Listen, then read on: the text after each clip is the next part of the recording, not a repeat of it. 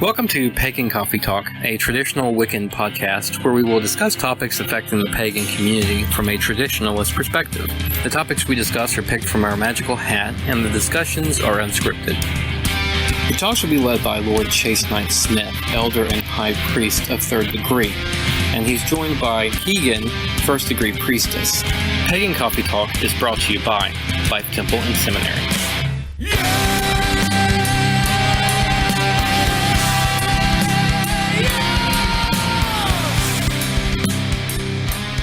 Welcome to Pagan Coffee Talk. I'm Keegan with Lord Knight, and our subject from the magical hat is In Perfect Love and Perfect Trust. Okay. How are you today? As good as you were, I think. There you go with a bad attitude. So what would you like to know about perfect love and perfect trust? What does that mean? It means a lot of things to different people. What does it mean to you? It means you actually, when you're entering into ritual space, that you honestly and truly trust these people. Not only with your life, but with your spiritual and emotional well-being. Mm-hmm. Think of it this way. Think of the worst case scenario, that if by chance you're around one of these people in your spiritual family or coven or whatever you want to call it, Mm-hmm. and nobody else is around, that if you looked at them and said, oh, by the way, as you're dying, As you're dying, okay. as you're dying, look at them and go, hey, there's actually $1 billion in this account that I've set aside for the kids. Make sure they get it and nobody else. You wouldn't be doubting your decision to ask this person to do something. Right. Does that make sense? It does. It does to me. Because if you don't have that love and trust in circle, how in the world are you going to grow spiritually? If you're not relaxed to the point to where you can actually be yourself. Well, that's the trust part. Yes. You know, that no matter what in the world you say, that none of these people are going to judge you, or I don't want to say make fun, but won't be going to go spread your business somewhere else. Right. Because there are some rituals where we sometimes reveal very private things about ourselves Right. to each other. Things we might not want other people to know. We have a custom, especially when we're talking about our kids and children that are, you know, I don't want to say members, but are technically part of temple via their parents, Mm-hmm. to where we choose hidden names for these kids. And, okay, probably everybody that's listening to this don't know this, but you are very protective over your children. Yes. Yes, I am. And most people in temple are very protective over your kids. Yes. And if something were to happen to you where you were hospitalized or something and your husband didn't want to leave your side and you really wanted me and your high priestess there, that we could turn around and look at another member of temple saying, hey, you need to go get the kids. Right. If they weren't there. Well, that member of temple could actually go to these kids, very easily say this name to them. Their hidden name. Their hidden name to them. And you've already taught, I know one of your kids, Mm-hmm. that if you hear this name by certain people that they don't know, they automatically know. You should be able to trust this person 100%. Right. Because I'm not going to tell anybody this name that I don't trust. 100%. 100%. And again, this name's not used outside of temple or in general public. So it's not a quote-unquote nickname. Right. It's just a name. But again, we're still back to, in rituals, sometimes we do reveal certain things, aspects of ourselves that most people wouldn't, I don't want to say understand or know about us, but it's very personal. And if you don't have that perfect love and perfect trust, how can you do that? You can't. You can't. Now, Well, go ahead. go ahead. What I was going to say is where a lot of, I mean, that's that perfect trust. So what's that perfect love? What is the perfect love? Well, I'm asking you, what do you think it would mean? Or what does it mean to you? You know, I get so hung up on the perfect trust. I kind of mix the two together, and I don't see that big of a difference between the two, personally. Because I can't love you if I don't trust you. And I can't trust you unless I love you, unless there's some degree of love there. Well, that perfect love, to me, is loving someone enough to put their happiness above you, regardless if it hurts you. I'm looking it up. Well, what I mean by that is basically you would be happy as long as those other people are happy and fulfilled. So, give you an example. You and your husband. Y'all care about each other and all that, but let's say y'all decide for whatever reason to separate. Okay. For you, that perfect love for your husband would be, okay, if him leaving me would make him happier and more fulfilled than what he is now, that itself would make me happy. Right. Because, I mean, let's be honest, when we look at our viewpoint of love can be one of the most insidious of all the emotions. You hear throughout time and time again the phrase, "Ooh, no, it's the love of money that's the worstest thing in the world." Right. It's the love of drugs. It's the love of power. Right? Mm-hmm. What do all these phrases have in common? Love.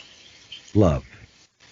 Everybody concentrates on the other part, like the money or the power or whatever, but it's the love. Love is so insidious. If you care about something, you might not want to let it go. You might want more of it to where it becomes this overwhelming force in your life. Does that make sense? It does. From love, we get what? Jealousy, anger, Envy. Pride. Pride and all this other stuff. This is where, you see in like a lot of the movies and books where you get that phrase, well, if I love you so much, if I can't have you, nobody can. Right. Everybody misses the point of how bad love can be. Yeah. But to me, perfect love is enough to let something go and to be happy for them. So, if you enter that circle in perfect love and perfect trust, what you're saying is, I know that these people care about me more than I care about myself, and I trust them with everything that I love, and in turn, I feel the same way toward these people. Right. You are going to do everything you can to make them happy, and yes, the thought on this is it's a spiritual happiness we're looking for. Right. Versus just regular happiness. I'm going to sacrifice my time and effort to make sure that my fellow coven members are happy. And you do. And you do. And that you're going to put their needs above yours spiritually in a loving way. And I mean, this is a really hard concept for a lot of people to understand. People go around and spout this stuff all the time and don't actually understand what we're talking about. Right. Don't get me wrong, it's not an easy topic to explain to some people because... Well, it's hard to explain what love is. Right. Well, I mean, because to me, in my role in Temple, sometimes that perfect love is telling my coven members when they come to me with a problem or something, some of the truths they don't want to hear about themselves. It might make them mad at me and all that, but I can handle one of my coven members being mad at me if I know in the long run it's going to help them. It's what's best for them. It's what's best for them, but they know when I'm doing this from a place of love. Like when I'm training people, yeah, sometimes I can get a little rough on training and stuff like that because I know there's bad people out there. I want y'all to be prepared to run across those people who use craft in more of a left-hand path. Right. I mean, we can't completely deny that. I mean, it's the same thing with our kids. If you go around thinking, ooh, everybody in Wicca or the craft and all this are kind, caring people, they're not. No, they're not. They're just as diverse as anybody else. There's bad players out there. I want to make sure y'all are prepared when y'all find these people, that y'all see those warning signs, that y'all are able to protect yourselves and each other. You're going to make me cry. Why? That's so sweet. Well, I mean, it's not sweet when you're going through it. Because let's be honest, how many times have we, over the years, me and you have had conversations, and by the end of it, you're actually kind of mad at me. Kinda. Okay, you slamming down the phone or walking out of the house. So help me if I see him again, blah, blah, blah, blah, blah. I'm never talking to him again, blah, blah, blah, blah, blah. It's temporary and superficial. And then, a couple of days later, you're like, I'm sorry. After you've had time to think about what I've said to you or whatever, and you go, I sort of see what you were talking about. I don't know if you're exactly 100% right, but I'm not quite mad at you. Yeah, it's not. I don't think it's ever true anger toward you. I think it's just anger that I take out on you. If I don't want to deal with something, or if I'm doing something, that's difficult for me, it was directed toward you, but I don't think I was angry with you. But your subconscious is crazy. It'll just pick anything and anybody to blame stuff on. Well, I mean, we joke all the time. You blame me for everything under the sun. Yes, I do. I do not think you're the only person in our temple that does that. We all do it. Oswin blames me for a lot of things. But then he has to live with me, so. Right. It's different. There's a difference. I have joked over the years, I get blamed when I'm at work or talking to people. Yeah, I get blamed for everything. The whole Adam and Eve things, Your World fault. War I, II, the Hindenburg. Your fault. The burning of Rome, my fault. But that's okay. If that's what y'all need, that's what I can be. You are going to make me cry. Man. Oh, I don't like this subject. Why not? It's a What's wonderful emotion next to this one? There are some emotions there. I mean, like I said, you're in circle with these people. This is your spiritual family. If you can't be open and honest in front of them, and you can't in ritual say some of the most private things, ooh, here, I like to do this, and not worry about judgment. Me and you joke a lot. No kink shame. No kink shame. That's right. We're not joking, though. We're not joking. We're not joking. Because we're still back into our mind. How can we judge people? Me and you cannot. No. I mean, I can't. It's just not something I can do. I mean, we've had some interesting people in Temple over the years who have had really personal problems. Right. And issues. If you do not have that perfect love and perfect trust for each other, and I don't display that to y'all, how in the world can I get y'all to display that to me enough to where when y'all have a problem, you feel comfortable enough, I can go to him. Right. I can go tonight and sit down and go, here's all my problems. No matter how personal, and yes, even stuff I don't necessarily want to hear. Oh, you're going to hear it. You're hearing it anyway. Shameful. So, and that y'all know I'm not going to go back and repeat these things. No. Now, with that said, you got to understand my position compared to the high priestess. There's sometimes y'all might come to me and I might go to her and go, hey, person A has this issue and I don't know what to tell them. And you need that advice. Yeah. What's your opinion? Right.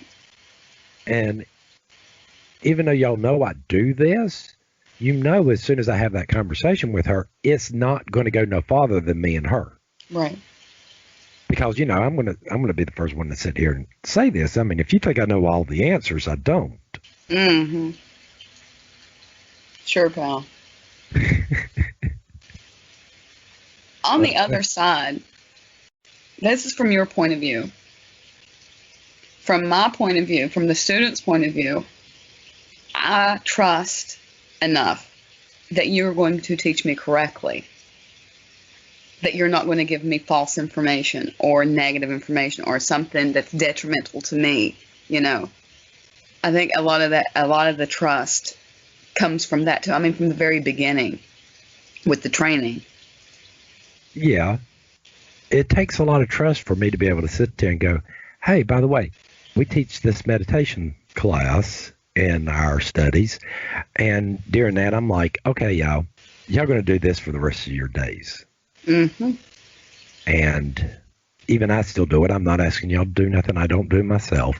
Nope. And then I'm going to sit there and go, okay, as y'all do this, you're going to have issues. Past issues that come up that you think you've gone over and dealt with. But guess what? You probably really haven't done it to the level what we're talking about. If you even know the issues are there. Right. And I think that's where that starts to build that trust. Right. Because eventually y'all will come to me and go, hey, in my meditation, I keep on focusing on this part of my life. And it starts off with just a little bit of opening that book going, this is what I'm having an issue with. And maybe not tell me what causes that issue. And we'll talk about it for a little bit. Then over time, y'all will come back and go, well, I'm still having this issue. And about that time, I can probably say, okay, let's get to what started this issue. Mm-hmm. And then that book opens up a little bit more. The type of trust we're talking about, yes, is built up over years and years, and can be easily broken within 2 seconds. Yes. It's the weird kind of trust. It is not trust. It's like once it's broken, it's broken. It's broken. I don't think you can fix it. It's broken. But once you have it, it is the strongest trust. It is like the deepest trust. But I think, too, that type of trust, because it's so deep, can be broken so easily. Yeah, and rebuilding that trust, when we talk about over years, okay, just to give people a glimpse here, we've known each other how long? What year is it? It feels like 17 lifetimes. All right, let's be serious. 7 years. 7 years. Around 7 years.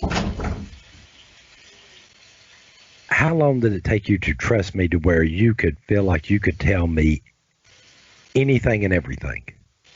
Oh, that had to be built. It started with the meditation, though. With the issues I was going through with meditations, and, is when it started. When I started to build that trust. See, and still what we're talking about is not something easily obtained, but you don't ever realize you have it until years later, or until something's mentioned, you're like, ooh. No, you're right. I do trust these people, and Yeah. it's not like going to a therapist. No. You know, I can get down deep, down dirty, Yeah. and say the things that I barely even mentioned to myself.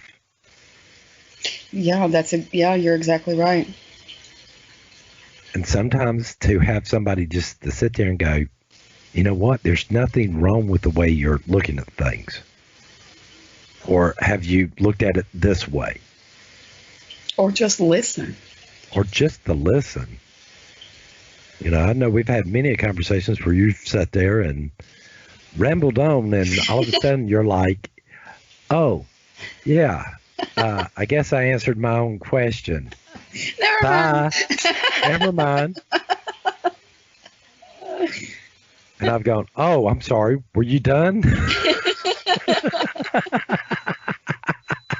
Zoned out. What'd you say?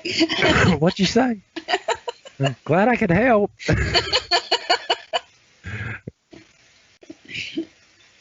Yeah.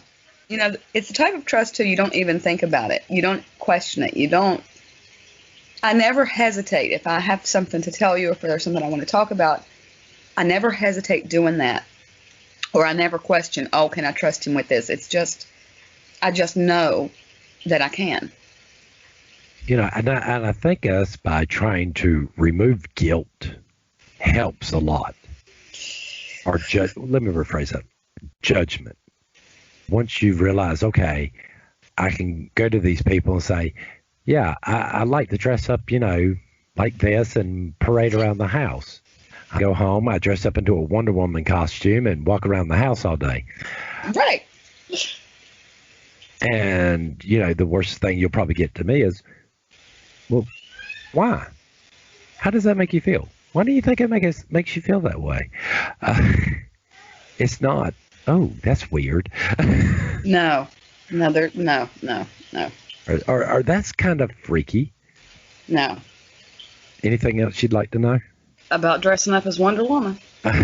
No, about perfect love and perfect trust. When does that end? Is it only during temple functions, or is that outside of temple functions? It doesn't end. It doesn't stop. In and out. In and out. Everyday life. Yeah. I would agree with that. Did we hit everything? I think so, because I'm running out of coffee here. So I guess we'll pick this up next week with a different topic. Sounds great. Thank you for listening to Pagan Coffee Talk. I hope you join us next week. We travel down this trodden path, a maze of stone and mire. Just hold my hand as we pass by a sea of blazing pyres. And so it is the end of our days, so walk with me till morning breaks. And so it is the end of our days, so walk with me till morning breaks.